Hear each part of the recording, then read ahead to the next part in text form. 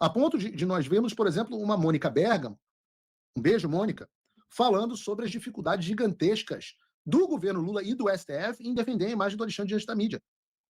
Você tem vídeo, Bruno? Eu acho que a gente tem vídeo. Bastante, tanto magistrados do Supremo quanto integrantes do governo, é a dificuldade que o governo e que os empresários brasileiros que têm interesse lá estão tendo de defender suas opiniões nos Estados Unidos, o nosso ponto de vista, de ter influência na opinião pública norte-americana, de publicar artigos, de dar entrevistas. Né? Foi feita uma comparação, para mim, inclusive, uma autoridade fez uma comparação do tempo em que o Lula estava preso. Né? Você se lembra, né, Megali, que volta e meia sair artigo no New York Times, artigo de intelectuais criticando o Supremo, criticando o Sérgio Moro, abaixo-assinados. Existia uma mobilização muito grande internacional para defender o Lula, para criticar aquela prisão. Dessa vez, com exceção. A gente aprendeu bastante, tá, Mônica? Uma das coisas que o professor Olavo de Carvalho nos ensinava era a utilizar todas as artimanhas da esquerda contra ela mesma. Então, reparem que muitas das coisas que nós estamos fazendo aqui, a esquerda deu o roadmap, né, o mapa da mina. Da entrevista do próprio presidente Lula no New York Times, né, o que abundam na mídia americana são textos e mais textos contra o ministro Alexandre de Moraes, né, do Supremo Tribunal Federal, como se ele fosse um ditador comandando o Brasil, como se a gente vivesse num regime autoritário, sem que um outro ponto de vista seja contemplado, sem que o governo consiga defender o ministro, sem que o Supremo consiga defender o ministro, sem que haja uma defesa da democracia brasileira, né, sem que se consiga levar o ponto de vista, os fatos de que democracia brasileira?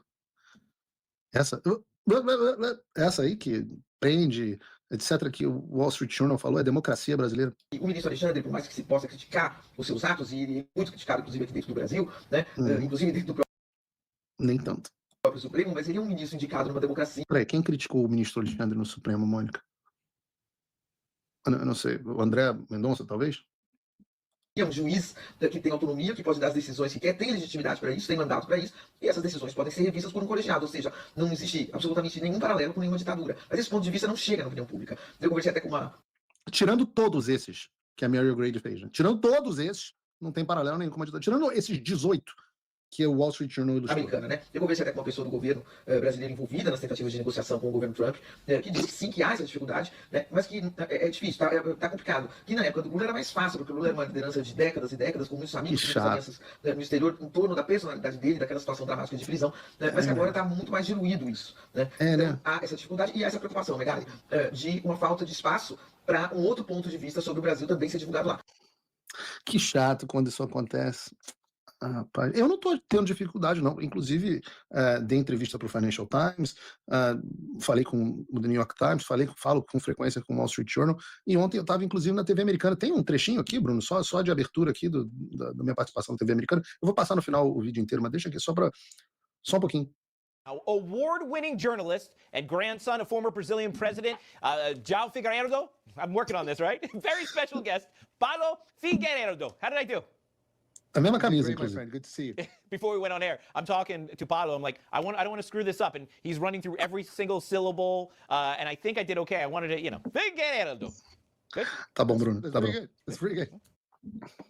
A camisa é a mesma. Eu não vou lavar uma camisa que eu usei ontem só para fazer um programa de 10 minutos, porque a verdade é que eu tô sempre no programa. Eu passo o dia inteiro de camiseta. Aí eu boto essa camisa aqui para parecer que eu sou um cara mais ou menos arrumado. E a vida que segue. Eu não vou lavar uma camisa só para ficar 10 minutos de programa. Tá maluco. Nos Estados Unidos não tem empregada, não. A vida dura. Mas o meu ponto nessa história é que estava eu na televisão americana ontem, mais uma vez, onde toda semana eu participo, né, no caso essa na One American News, falando, não tenho dificuldade, é que vocês têm um problema, e é o problema que a Mônica não consegue entender, e eu vou explicar aqui, é que o problema é que os fatos estão do nosso lado. O problema é que a reportagem da Mary O'Grady lista todos os fatos. Ora, a AGU publicou uma reportagem, um artigo no The New York Times um tempo atrás, que ele não conseguiu explicar nada. Barroso mandou uma carta para o Trump e não conseguem explicar nada. Vocês só usam jargões de nós defendemos uma ameaça contra as instituições, ameaça contra a democracia. São esses chavões, assim, o Trump já ouviu isso durante muito tempo, então isso não tem mais eco aqui fora. Vocês precisam atualizar o discurso. Depois eu explico como é que se faz a assessoria de imprensa. Mas o fato é que, quando a questão é Alexandre de Moraes e violação de direitos humanos, vocês não perderam apenas a guerra da narrativa. Vocês perderam os fatos. Fatos são teimosos, são coisas teimosas. Eles voltam a aparecer. Jesus, que incorpora o Logos e a verdade, fala que se a verdade é tão poderosa, né? Ele, que é o Logos, o caminho, a verdade e a vida, é tão poderoso que se você não falar, até as pedras falam. E é nesse, eu sou aqui um pobrezinho, um coitado, uma pedra falando. As pedras estão falando a verdade dos fatos. Então não é dificuldade para defender a imagem. É dificuldade de sustentar a mentira. Como é que você vai dizer para um europeu, para um americano, que uma mãe de família que foi condenada a 17 anos de prisão por passar batom em uma estátua, e que teve gente presa, julgada e condenada por 8 de janeiro, que nem sequer participou dos eventos naquele dia, ao mesmo tempo que tem traficante com passagem por assassinato e o cacete solto aí fazendo na quinta passagem na polícia? Não dá para você dizer para um americano que o mesmo juiz que julga o processo é o que conduziu as investigações. É difícil, não tem como, não tem narrativa para isso. E por isso que vocês não estão perdendo a guerra só na mídia. Se fosse só a mídia, eu acho que vocês estariam até felizes. Mas não é por aí. Vejam, na semana passada, o ministro Flávio Dino, eu acho que a gente não tem aí, mas o ministro Flávio Dino deu uma declaração que... Bom, vamos começar a história do princípio. Nós tivemos, primeiro, uma publicação do Departamento do Hemisfério Ocidental avisando que haveria ameaças, que haveria sanções àqueles que apoiassem os comportamentos de sancionados e que eles estariam atentos e de olho às condutas do Supremo Tribunal Federal. Estou aqui parafraseando. O ministro Flávio Dino vai e responde a isso com uma...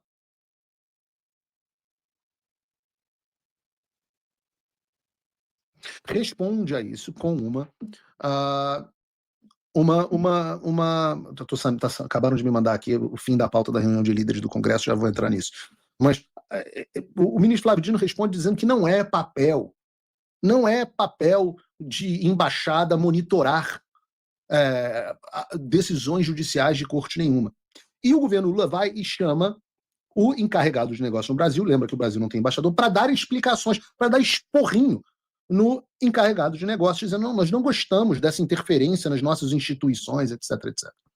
E eu já falei 800 vezes que não existe essa caceta dessa desculpa de que as instituições são independentes. Porque são independentes é o escambau. Se fossem independentes, o Congresso estava agora votando anistia, não estava o Hugo Mota tremendo de medo. Se fossem independentes, não estavam... O Lula não estava dizendo que se o Trump estivesse no Brasil, ele estava preso. Se fosse independente, o ministro do STF não era o indicado pelo Lula, não era o cara que era advogado do Lula. Se fosse independente, o outro ministro do STF indicado pelo Lula não era o seu próprio ex-ministro da Justiça. Então não vem com esse papinho de independência. A gente sabe que Alexandre de Moraes colocou o Lula no poder. A gente sabe que o Supremo Tribunal Federal disse que derrotou o bolsonarismo. A gente sabe que o Tribunal Superior Eleitoral disse que missão dada é missão cumprida. Ora, o Sóstenes Cavalcante estava aqui dizendo que os ministros do STF ameaçam, é o líder do partido do presidente Bolsonaro, dizendo no ar que os ministros do STF ameaçam os congressistas em determinadas votações, e nós sabemos que isso é verdade. Então não vem com esse papinho de... E aí vem o Gordola, o balofo do Flávio Dino, querer dizer, e pode me processar por gordofobia, que eu de fato sou gordofóbico, meu Deus do céu, isso não é papel, e querer dar esporro. O que ele recebe? Ele acha que os americanos iam voltar atrás.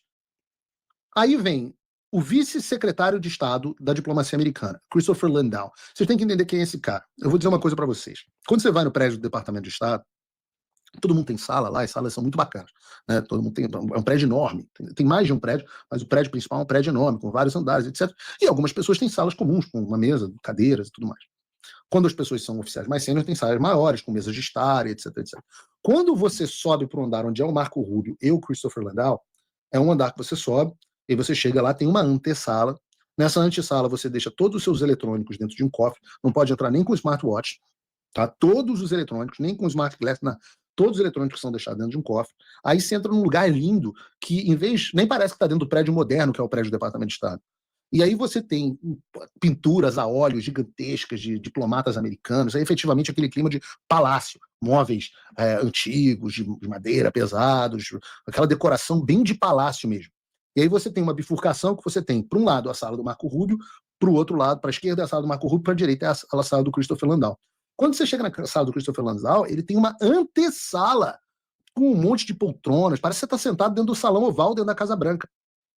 Este cara é o número 2, só acima dele, na diplomacia americana, só há o Marco Rubio. Uma pessoa que tem um poder enorme na política global, tá? A gente percebe, né, que, pô, quando você está conversando com esse tipo de cara, você fala assim, meu irmão, como a gente diz no Rio de Janeiro, esse maluco é pica, tá? O que... Então você tem, estava tendo lá, acho que foi o Darren Beattie, o Senior Policy, de Public Policy do Departamento de Estado, tinha publicado nota, a embaixada tinha republicado, aí o Dino resolve dar um esporrinho público e resolvem chamar um encarregado de negócio. Qual é a resposta dos americanos? A resposta dos americanos é botar o Christopher Landau para responder o seguinte: a separação de poderes entre diferentes ramos do governo é a maior garantia de liberdade já concebida pela mente humana. Captou, Gordola? Essa separação que você está alegando que existe é a maior garantia de liberdade já concebida pela mente humana. Nenhum poder ou pessoa pode acumular poder demais se for controlado pelos outros.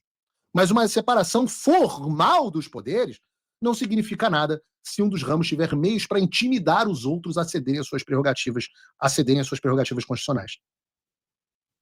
Ouviu, Gordola?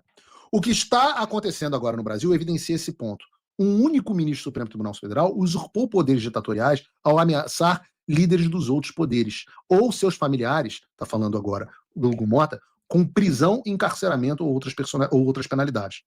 Essa pessoa destruiu a historicamente estreita relação do Brasil com os Estados Unidos. Está dizendo, a relação entre o Brasil e os Estados Unidos está destruída. Esse é o termo do número 2 da diplomacia americana. Ao, entre outras coisas, tentar aplicar a lei brasileira extraterritorialmente para silenciar indivíduos e empresas em solo americano. Valeu, Gordola? Tamo junto. Aí, ó. A situação é sem precedentes e anômala, justamente porque essa pessoa veste uma toga. Enquanto sempre podemos negociar com líderes do executivo ou do legislativo de um país, não há como negociar com um juiz que deve manter a aparência de que todas as suas ações são ditadas pela lei. Assim, nos encontramos em um beco sem saída, onde o usurpador se reveste do manto de Estado de Direito e os outros poderes insistem que estão impotentes em agir. Se alguém puder pensar em um precedente na história americana em que o único juiz não eleito tenha assumido o controle do destino de sua nação, por favor, informe. Queremos retomar nossa amizade histórica com a grande nação do Brasil. Que porrada. E essa é a convicção do governo dos Estados Unidos da América. Muita gente não entendeu, eu estou explicando aqui para vocês, que muita gente não entendeu a nota dentro desse contexto. E eu estou dizendo a vocês que esta nota é uma... Deveria ter o título, deveria ser assim: nota em resposta ao Gordola. E o Christopher Landau sabe muito de Brasil. Sabe muito, fala português, inclusive. É absolutamente impressionante. Dá para dizer que essa é a convicção do governo dos Estados Unidos da América. Que o ministro da Suprema Corte tomou para si poderes ditatoriais. E que, portanto, há sim que se monitorar as decisões da Suprema Corte. Porque o Brasil está, nas palavras dele, num beco sem saída. Obviamente, a única saída deste beco envolve o pseudo-juiz Alexandre de Moraes. Com posicionamentos assim, a elite brasileira, o establishment, os poderosos, esses caras vão caindo na real, de quem é o real problema nessa história. Lembra? Eu sou uma pessoa bem humorada. Eu lembro que há cerca de um mês, tinha imbecil acreditando que iam enviar uma delegação de senadores despreparados que iam resolver o problema. Ou o Alckmin, que a relação era meramente comercial, o Alckmin vai resolver. O Haddad, vamos mandar o Haddad. Agora, meus amigos, depois do que disse o vice-secretário de Estado, cada vez mais pessoas vão acordar para a realidade e perceber que não há retorno à normalidade enquanto o Alexandre de Moraes se assentar no Supremo Tribunal Federal. Eu digo a vocês isso porque é claro que os ministros do STF estão desesperados. Claro, nas entrevistas ainda tem um outro machão. Gilmar Mendes, machão, Gordola, machão. Mas eu vou dizer para vocês que os bastidores de Brasília não podiam estar mais animados. Ouçam o que eu digo, que eu falo que tem muita gente poderosa querendo pular do barco do Alexandre.